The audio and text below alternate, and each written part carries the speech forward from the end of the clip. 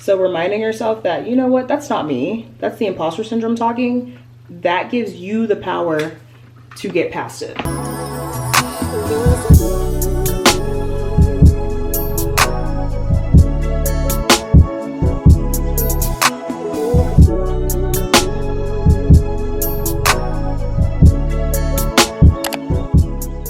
Hey y'all, and welcome back to another Hey Dr. Helene. Today we're talking about something real, something that affects medical students, residents, attending physicians, honestly anybody in medicine. Imposter syndrome. That little voice that says you're not smart enough, you don't belong here, you somehow squeezed in. Any second now they're gonna find out that I'm a fraud. I felt it, my colleagues have felt it, and if you've ever felt it too, I want you to know that you're not alone. So let's break this down and talk about the truth behind imposter syndrome in medicine. If you're new here, I'm Dr. Helene and I am a board certified emergency physician living in Atlanta, Georgia. And on this channel, we talk about all things medicine, all things self-care and wellness with a little real talk on the side. So go ahead, hit that subscribe button, comment this emoji so I know that you are tapped in, and click on the alerts so that you do not miss any of my future videos. Let's get into it. I'm going to be curling my hair because I'm getting ready for church. And honestly, I got about like 20 minutes. Do you know you have 20 minutes? Or is it 30 minutes?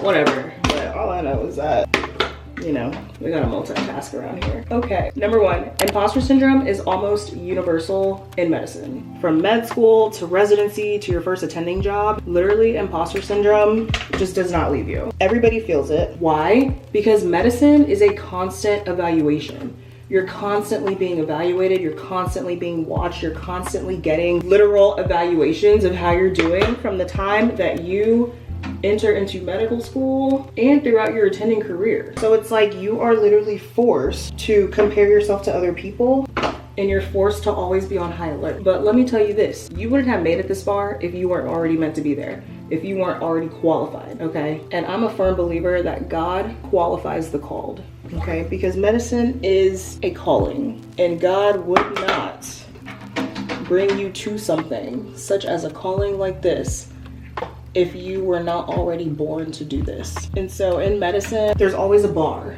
and it's always moving higher and higher and higher, because the more trained that you become, the higher the bar becomes, the more opportunity for you to compare yourself to other people. And I'm here to tell you, don't do it, because you are already called to be in this position. All right. Number two, being a minority amplifies imposter syndrome. So as a Black woman in medicine, imposter syndrome tends to hit harder because we are always doubted no matter what we do. And this is even outside of medicine too. You know, you get a first class flight to somewhere, people are questioning you if you're supposed to be in first class. Why are you doing this? Because you wouldn't question someone that doesn't look like me. Same thing happens in medicine, and honestly, it's even worse. Patients will literally refuse to be evaluated by you. And so you are constantly having to prove yourself. And I really want to get into this mindset of Black women don't need to keep proving themselves to people. Because by this point, the number of people that feel threatened by our very existence already says enough. In my mind, like, that already says enough.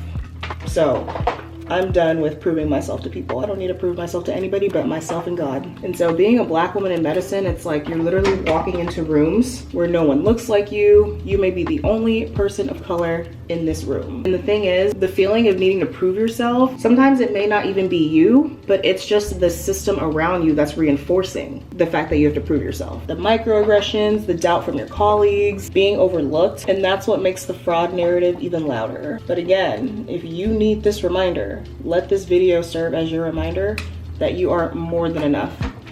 More than enough. And most of the time, more qualified than those around you. Third truth about imposter syndrome: perfectionism feeds it. Medicine, just as a whole, attracts type A, overachiever type of people. And it's, you know, rightfully so, right? Like, you are in charge of people's lives. You should very much be type A. You know, we're trained to literally strive to get straight A's, to strive to get the perfect score on a standardized exam, right? But in real life and in the hospital, perfectionism does not exist. Patients do not read as the textbook. And when you make a mistake, or if you don't know something, you feel like a failure. And that fuels imposter syndrome. But know this, everybody makes mistakes. Everybody is not gonna know everything. So don't feel like you're the only one who's going through X, Y, and Z, because I guarantee you, You are absolutely not. Number 4, the truth is that imposter syndrome lies to you. It convinces you that you're the only one who's struggling, that you're the only one who doesn't know something, when in reality, everybody around you feels the exact same way. They just don't talk about it. And honestly, you don't talk about it. So that's why you feel like you're alone. It convinces you that needing help means you're not good enough. When actually, the best doctors and the most humble doctors and the doctors who people trust are the ones who ask questions. The best healthcare workers are the ones who lean on their colleagues, are the ones who aren't afraid to ask for help. Those are the best ones. And those are the best kind of people that I like to work with. Because to me, that tells me that you know your limits and that you have the maturity to ask for help. And you have the maturity to admit that you don't know something. And so that's somebody that I definitely want on my team. And so I love when nurses ask me questions. I love when other physicians ask me questions. I love when I ask other physicians questions. Like, it really is a team effort. And it should feel that way without anyone being ridiculed about not knowing something. And at the end of the day, like, let's feed into our personalities of being lifelong learners. Like, I love learning new things. I'm sure there's a lot of healthcare workers who love learning. Like, let this serve as that opportunity. The truth is, you wouldn't be here if you weren't more than capable. All right, so number 5, how I deal with it. So first off, I recognize that it's happening. That's like step number 1. That's like the preamble, okay? And so when that voice shows up, that's imposter syndrome talking. Naming it takes away its power. So reminding yourself that, you know what, that's not me. That's the imposter syndrome talking. That gives you the power to get past it. All right, one side done. Ooh, got him. Second, I remind myself of the facts, not just the feelings. So the fact is that I passed the MCAT. The fact is that I got into medical school. The fact is that I did well on that last exam. The fact is that patients trust me. The fact is that I got the job over other people. The fact is that I am board certified, right? Remind yourself of the fact and lean on the facts and not the feelings. I saved that patient's life, right? That's a fact. So remind yourself of those things when you start to feel that imposter syndrome creep in. And third, I talk about it. I don't keep it to myself, because when you keep it to yourself, that's when you get too deep into your thoughts, and then you start letting your feelings get ahead of the facts. So talking about it, whether that's with somebody you trust, whether that's with your therapist, just talk to somebody, because they will also hopefully snap you back into place. So when are some times that you struggle with imposter syndrome? I'd love to hear in the comments, because let's build this community up and not tear each other down. Now, there were multiple times where I felt like I was an imposter. You know, I feel like I felt it kind of throughout my medical journey. You know, I feel like I felt it in med school, especially during first year of med school, because first year of med school was not my forte at all. And I was just like, wow, how did I get here? In residency, I felt like an imposter, because I would see the classes above us, especially as an intern, and I'd be like, how am I gonna get like that? You know, I swear, like, our third years when I was an intern were just like magical to me. Because I was just like, oh my gosh, like, I just got here. And they are just like running these resuscitations, like literally the attendings like in the corner, letting them like drive the boat. And wow, like, I want to be like that. Like, how did they let little old me up in here when these are like, this is where I'm supposed to get to? But that was my imposter syndrome talking. So the point of the story is, don't let imposter syndrome win, because truthfully, that's just the devil. And then even as an attending, I still struggle with imposter syndrome. Why? Well, I am the youngest person on staff in my group of ER doctors at my hospital. So, and honestly, I may be the youngest, one of the youngest docs like on staff there, period. And so going up, you know, like going through my whole medical journey and like being made fun of for like being the youngest person, you know, I feel like I probably tried not to let it bother me, because I'm like, why do people keep like pointing that out? But I think deep down, like, it made me feel some kind of way, because it like made me struggle with imposter syndrome even more.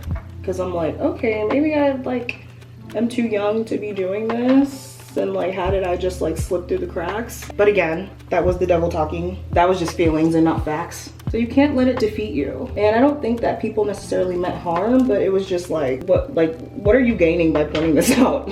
So I don't know. It kind of made me feel some kind of way. But now I kind of see it as a superpower. Like, heck yeah, I'm young. I'm very much capable. And because I'm young, there's so many patients that I can relate to that otherwise people would not be able to relate to, because I'm like still within their generation. And so it's like, I get it. And I find that super empowering and no longer a reason to make me feel like an imposter. So yeah. So at the end of the day, imposter syndrome can be really loud, but it's not the truth.